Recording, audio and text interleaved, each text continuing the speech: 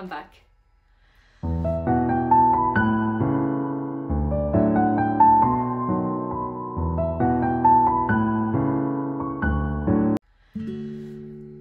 It's been 2 years since I last updated.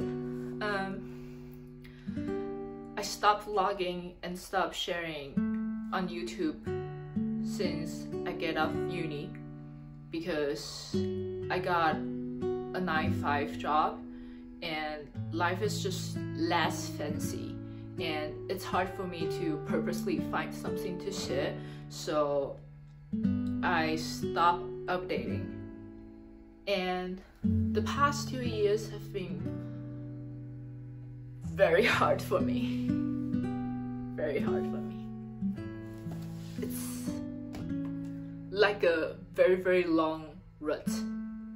I moved out from my grandparents. I switched job twice. I parted away from my best friend. I gone through heart-shattering breakups.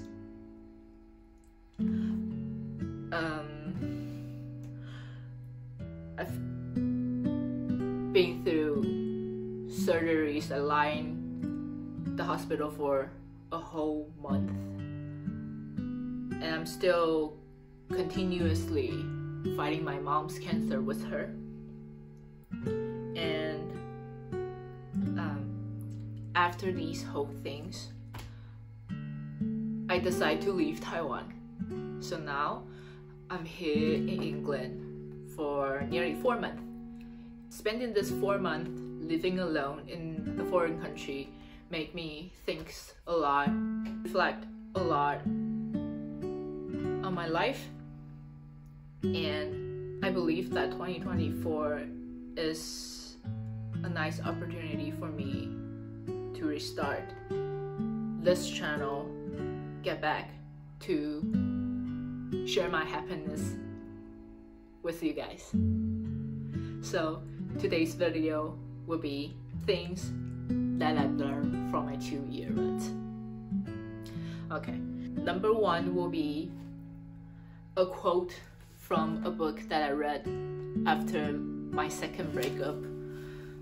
The breakup was really bad and I believe the worst one in my life. So the quote is saying that there's no villain.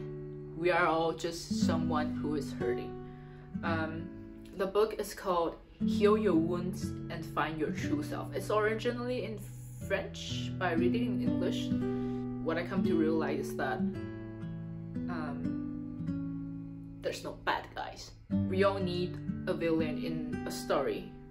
What we forget is that the same story can be told in different perspectives.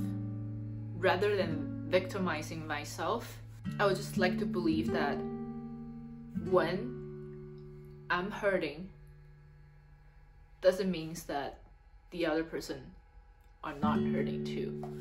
Rather thinking them as someone that hurts me, I would just believe that they're someone who is hurt by me too. So I would believe that both of us is suffering. Some of the time we just need someone to hate, but I don't think that is the right things to do. The second one would be numbness is also a kind of emotion. You cannot numb one emotion without numbing yourself to everything else. We decided to avoid the emotion roller coasters by getting numb about everything. I noticed myself doing this by watching the old video of mine. So in the video, I was bright, cheerful, and just laughing at the very little common things in life. And I'm just thinking that when was the last time that something or someone truly makes me happy and truly makes me laugh from the bottom of my heart? And the numbness is just another worse emotion you can encounter. Number 3 is health is the most important thing in your life. So I had 3 surgeries in 2 months during this summer. I was confined to my bed for a month. During the period, I cannot do anything. I can't even eat. Live in your like hospital room is like being in prison. Without a healthy body, you are very limited to experience joy in life. Number 4 will be, what is emotionally stable? What is emotionally stable? Most of us think that is not labeling any feeling that hit us and supposedly that it passed. However, what I found out is being truly emotionally stable is to learn how to get hit by those emotions. So imagine like walking down the seashore and you let the wave just hit you. You feel it. You probably fall sometimes when the wave is too big, but you also know how to surf within that. You stand up. You allowed yourself to have emotions, but knowing yourself will find peace and let go eventually. So number 6 will be, don't deny who you were. Who you are right now are a composition of your decision in the past. You did not waste those days. You make yourself at where you stand at this moment. So in these 2 years, I would just drink, smoke, being very unproductive, go to therapy but don't believe in therapy. And if you ask me, did I done this things in the past? I'll say yes, because that is also me. Any kind of version of me, it's me. Who I was yesterday makes who I am right now. So if I don't have that 2-year rut,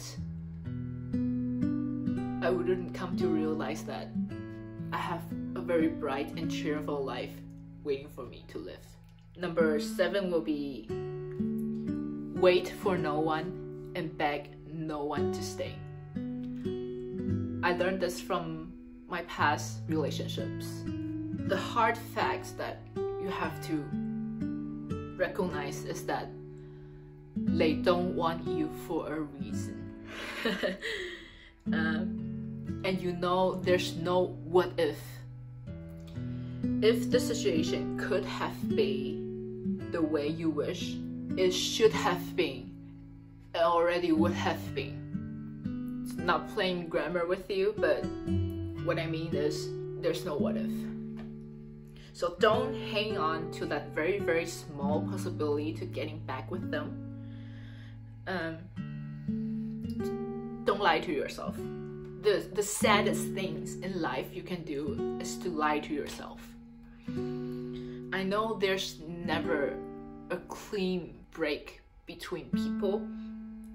There always be one side that is hanging on, and I believe there are never breakup that is made by mutual decisions.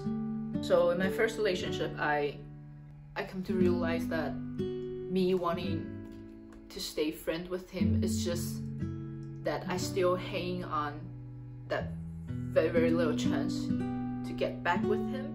I'm not here judging if it's a good idea to run back to your ex, but we need to identify what are we truly holding on to, and does it worth our time. Let me take an example of mine. I feel so sorry for myself hearing that we can still be friends, but he wants to set some boundaries between us.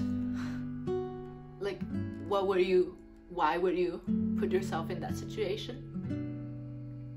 Anything happened before 10 minutes is too long ago, and anything beyond 20 minutes, it's out of immediate reach.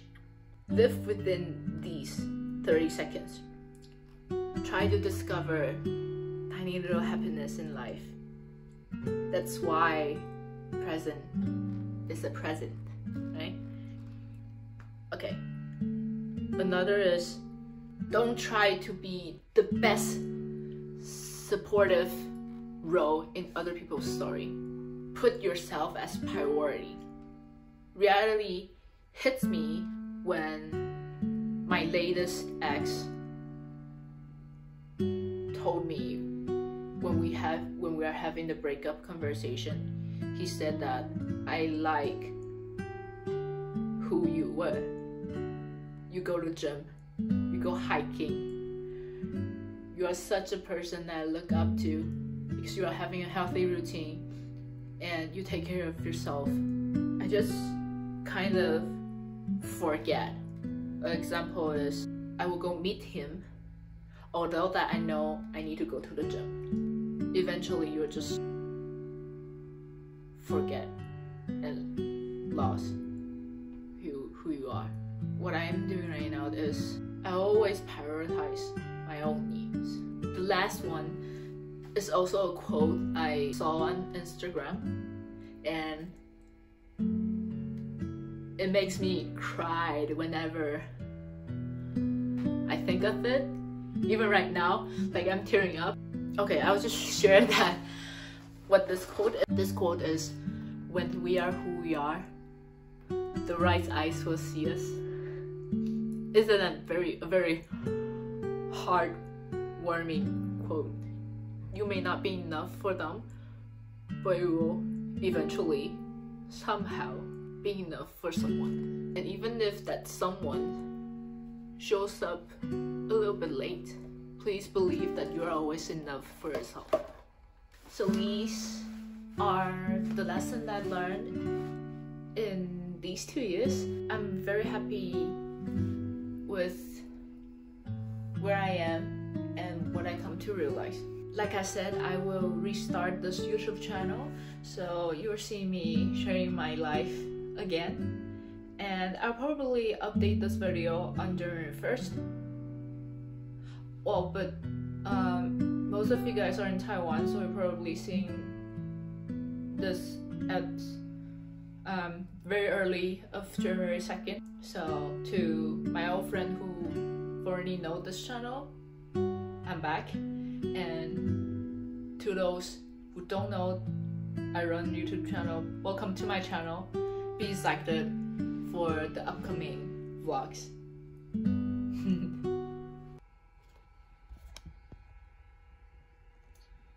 这样可以吗？这样鼓了一点点。Oh my god! Oh my god, this is bad.